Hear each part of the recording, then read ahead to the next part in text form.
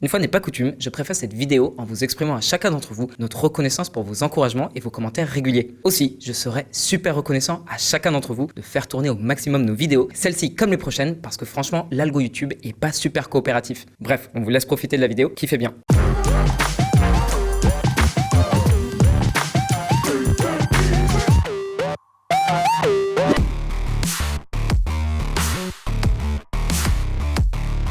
L'amitié entre Washington et Riyad est ultra tendue en ce moment. Et plus les semaines passent, plus ça empire. L'alliance stratégique entre les États-Unis et l'Arabie Saoudite appartient au passé. Ce graphique explique tout. Washington a protégé le règne de la famille royale saoudienne durant plusieurs décennies contre du pétrole bon marché et l'investissement des pétrodollars saoudiens, c'est-à-dire les revenus tirés de la vente de pétrole par l'Arabie Saoudite sur la place boursière new-yorkaise. Un deal gagnant-gagnant.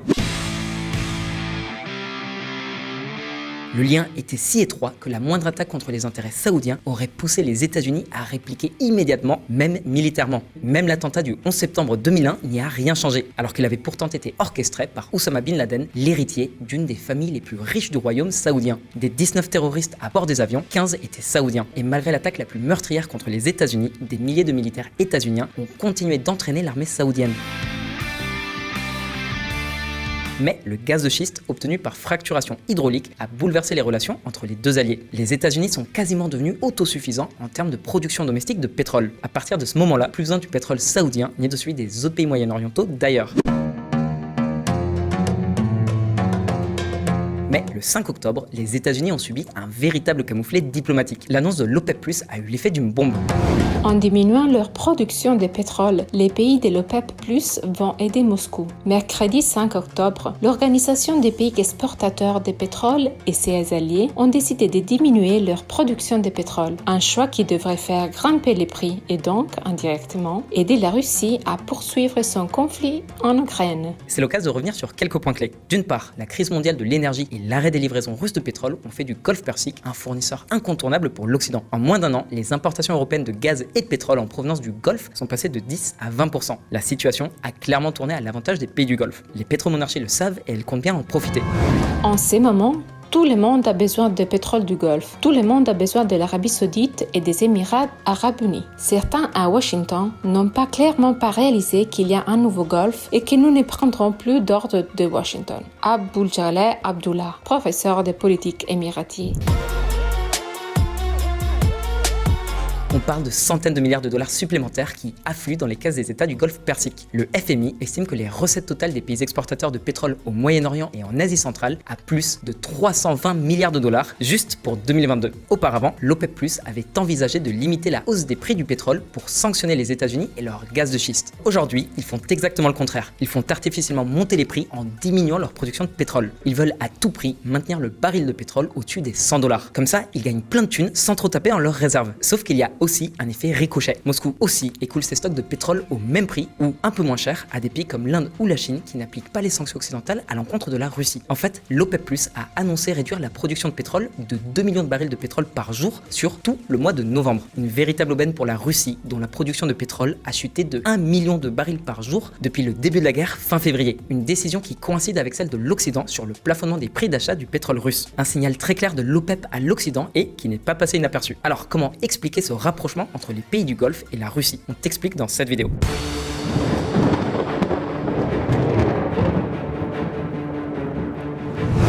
Marée noire à Washington.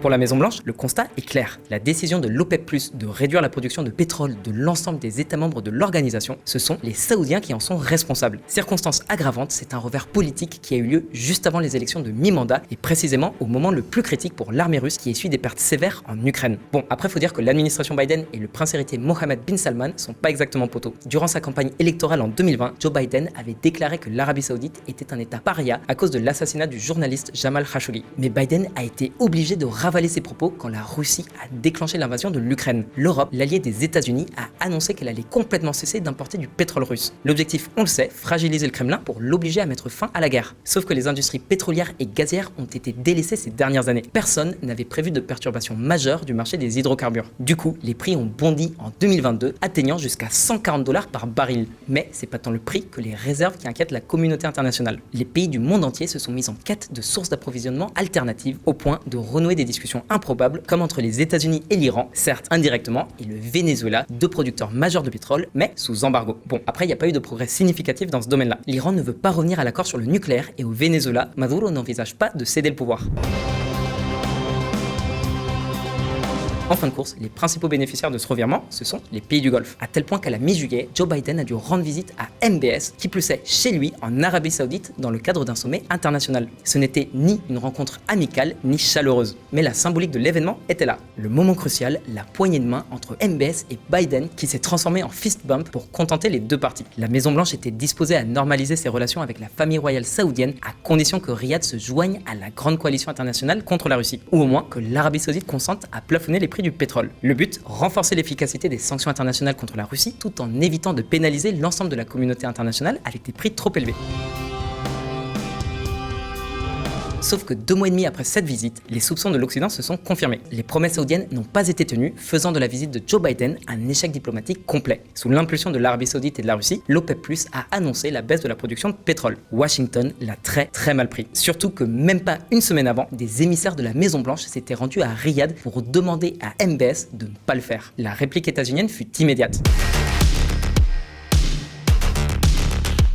Plusieurs sénateurs, dont Robert Menendez, le président du comité des affaires étrangères du Sénat des États-Unis, ont appelé au gel de toute coopération avec l'Arabie Saoudite, y compris militaire. On évoque même au sein du Congrès une possible interruption des contrats de vente d'armement à l'Arabie Saoudite, une mesure soutenue tant du côté démocrate que du côté républicain. Mais la plus sévère des représailles serait une réactivation par la Maison-Blanche et le Congrès de la loi NOPEC, un projet de loi qui, sans entrer dans le détail, permettrait de lever l'immunité des pays membres de l'OPEP et de les sanctionner pour concurrence déloyale et pratiques monopolistiques. De ce cartel pétrolier, la première entreprise visée serait Aramco, l'une des plus grosses compagnies pétrolières au monde et accessoirement propriété du fonds souverain saoudien. Riyad a répliqué que si les États-Unis adoptaient pareille législation, elle se passerait à l'avenir du dollar pour vendre son pétrole sur les marchés internationaux. Une menace à prendre au sérieux parce que ce qui fait la puissance du dollar, c'est justement son adossement officieux au pétrole. C'est ce qu'on appelle le pétrodollar. Donc si l'Arabie Saoudite décide de s'en passer, en plus de fragiliser le dollar, ça pourrait renforcer des devises concurrentes comme le renminbi chinois qui cherche justement à se positionner sur ce segment. Donc non seulement la Maison-Blanche semble prête à modifier sa politique étrangère à l'égard du Golfe, mais en plus elle paraît disposée à reconsidérer sa propre politique énergétique. Même si jusqu'à présent l'administration Biden a promu la transition énergétique vers le renouvelable, elle pourrait recommencer à favoriser la fracturation hydraulique. Nous allons travailler avec nos alliés états-uniens pour augmenter la production et nous assurer une capacité de raffinage suffisante. Amos Hochstein, envoyé spécial et coordinateur des affaires énergétiques internationales de Joe Biden. En tout cas, ce sont les économies occidentales et tout particulièrement l'Europe qui vont être les plus impactées par la décision de l'OPEP+ de baisser sa production de pétrole. C'est aussi pour cette raison que l'euro et la livre sterling ont tellement baissé par rapport au dollar. Ce qui tombe au plus mal vu nos décisions collectives de nous passer du pétrole russe. Mais ce qui est réellement inopportun, c'est que la Russie commençait à rencontrer de véritables difficultés après la contre-offensive ukrainienne qui s'est soldée la semaine dernière par la reconquête de Kherson. Cette décision de l'OPEP+ constitue une véritable bouée de secours pour Moscou. Ce que l'Arabie Saoudite a fait pour aider Poutine à livrer sa guerre ignoble et vicieuse contre l'Ukraine restera longtemps dans la mémoire des États-Unis. Chuck Schumer, chef de la majorité du Sénat. Nous ne voyons aucune raison pour que les troupes et les sous-traitants états-uniens continuent à fournir des services aux pays qui manœuvrent activement contre nos intérêts. Si l'Arabie Saoudite et les Émirats arabes unis veulent aider Poutine, ils devraient aussi se tourner vers lui pour lui défense. Déclaration des représentants démocrates Don Malinowski, Sean Casten et Susan Wild. La question elle est légitime en vrai. Est-ce que l'OPEP+, et plus précisément l'Arabie Saoudite, soutient réellement le Kremlin ?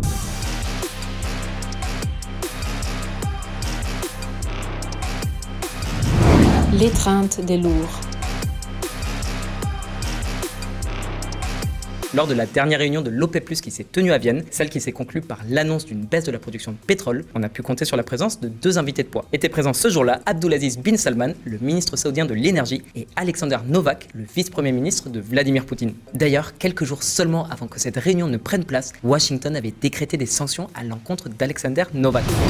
La présence du vice-premier ministre russe sous sanctions états-uniennes pour discuter du resserrement de l'approvisionnement en pétrole à l'approche d'un hiver au cours duquel la Russie a déjà militarisé ses exportations du gaz vers l'Europe envoie un message clair. Roger Diwan analyse chez S&P Global Commodity Insight. Alors, on va pas non plus conspuer les pétromonarchies du Golfe. C'est avant tout une décision économique et pas politique. Ou en tout cas, c'est ce qu'elle voudrait nous faire croire. Parce qu'en attendant, ces pétromonarchies n'ont toujours pas condamné l'invasion russe de l'Ukraine et n'ont appliqué aucune des sanctions occidentales contre le régime de Poutine. La dernière provocation en date, c'est celle d'avoir complètement ignoré la requête de Washington de ne pas baisser la production de pétrole. Mais au-delà des revenus supplémentaires perçus par les pays membres de l'OPEP+, c'est en réalité la Russie qui en a le plus profité.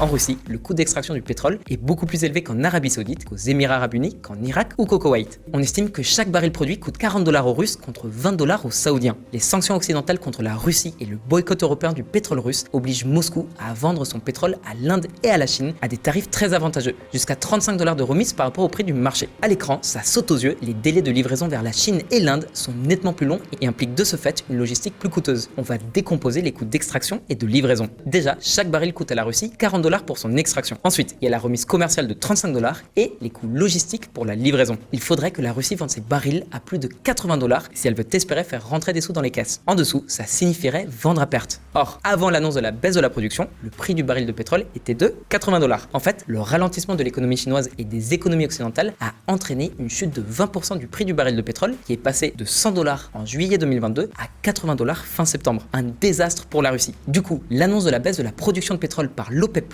est une excellente nouvelle pour le Kremlin. Même si elle l'extrait moins et qu'elle vend moins de pétrole, l'Arabie Saoudite va quand même augmenter ses revenus. Une différence pas franchement énorme pour Riyad, mais par contre pour Moscou, c'est une autre affaire. On vous le disait, en dessous des $80 le baril, la Russie vend à perte ou presque. Sauf que la vente d'hydrocarbures, c'est une énorme source de revenus pour le Kremlin. En 2021, les revenus pétroliers permettaient à l'État de financer 45% des dépenses publiques. Cette décision de l'OPEP+ a plusieurs significations. La première, c'est un message à Washington que les pétromonarchies du Golfe ne se plient plus à la volonté de la Maison-Blanche. Ensuite, ce sont elles qui fixeront dorénavant les prix sur les marchés mondiaux des hydrocarbures. Et puis, oui, ça constitue quand même un soutien tacite à Poutine. Et il n'y a pas que l'Arabie Saoudite dans cette histoire. Les Émirats Arabes Unis ont aussi approuvé avec beaucoup d'enthousiasme la baisse de la production de pétrole. C'est peut-être lié au fait que depuis la chute de Londongrad, c'est Dubaï qui est devenu la nouvelle Mecque pour les oligarques russes sous sanctions occidentales. 21 septembre 2022, les Russes fuient vers Dubaï. Les prix des billets grimpent à $5 000 alors que les tensions montent à cause de la menace nucléaire. Dès le début de la guerre, les oligarques russes se sont précipités à Dubaï pour gérer leurs affaires depuis leur villa de luxe et surtout pour sécuriser leurs comptes bancaires. Aux Émirats Arabes Unis, l'acquisition d'une propriété d'une valeur de 750 000 dirhams, soit environ $204 000 au taux de change actuel, ça vous donne droit à 3 ans de résidence. Plus l'investissement est important, plus longue sera la durée du visa. Alors même si les affaires sont plus compliquées qu'à l'ordinaire, surtout pour les opérations financières, Dubaï reste un Eldorado pour l'élite économique russe. Pour les autorités émiraties, c'est tout bénef. Business is business. Mais pas dit que tout se déroule comme prévu. Les jeux. L'histoire tend à prouver que les régimes autoritaires surestiment souvent leur pouvoir et leurs atouts. Leur ennemi principal, c'est généralement leur cercle proche qui, pour gagner les grâces du souverain ou pour éviter d'être exécuté dans certains cas, ne contredisent jamais l'autorité suprême. Ne serait-ce que pour proposer des pistes de réflexion différentes ou tempérer les ardeurs de leur chef. C'est précisément ce qui est arrivé à l'Irakien Saddam Hussein quand il a déclenché l'invasion du Koweït et plus récemment à Vladimir Poutine avant l'invasion de l'Ukraine. Et ça pourrait très bien arriver à MBS, le prince héritier d'Arabie Saoudite. Sa dernière provocation démontre que l'Arabie Saoudite n'est plus une partenaire fiable pour l'Occident. L'industrie domestique du pétrole aux États-Unis est en passe de connaître un véritable coup d'accélérateur, tout comme dans d'autres pays occidentaux. Les énergies renouvelables, dont le nucléaire, vont aussi connaître un développement accéléré. La décision de la famille royale saoudienne risque de lui coûter plus qu'elle ne va lui rapporter sur le long terme. Et puis, il y a le volet militaire. L'Arabie Saoudite doit se prémunir d'un potentiel conflit contre l'Iran et l'armement états-unien est essentiel. En plus, l'industrie de l'armement, ce sont des milliers d'emplois en Arabie Saoudite. La guerre en Ukraine a démontré que les armements occidentaux sont bien plus performants que ceux de la Russie. Si Washington décide d'interrompre la coopération militaire avec Riyad, ça porterait un sérieux coup aux intérêts économiques de l'Arabie Saoudite, mais surtout à ses intérêts vitaux. Ça fait des années que l'Arabie Saoudite dit qu'elle va investir des centaines de milliards de dollars pour diversifier son économie. Mais pour l'instant, ce sont des paroles en l'air. On a des projets futuristes comme Neom ou The Line, mais franchement, rien de très concret à se mettre sous la dent. Ah si, pardon, l'Arabie Saoudite accueillera les Jeux asiatiques d'hiver en 2029. Bref, si l'Arabie Saoudite veut se donner les moyens de ses ambitions, ambitions, elle ne peut pas se permettre de tourner le dos à la première puissance économique mondiale et à ses alliés. Il n'y a pas que les États qui sont concernés, les entreprises occidentales font aussi partie du package. À ton avis, comment va réagir Washington? Les pétromonarchies du Golfe parviendront-elles à dicter leurs lois à l'Occident comme elles l'ont fait lors des premiers chocs pétroliers en 73 et 79? Dis-nous ce que t'en penses dans les commentaires et à la prochaine.